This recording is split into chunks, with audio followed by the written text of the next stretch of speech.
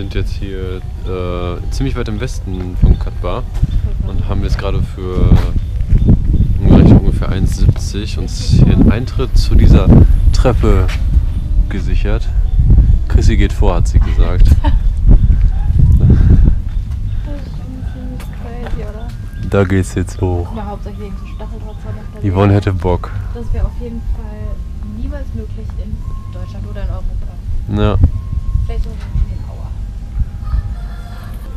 Ich glaube, je weiter man oben ist, desto eher ist es gruselig.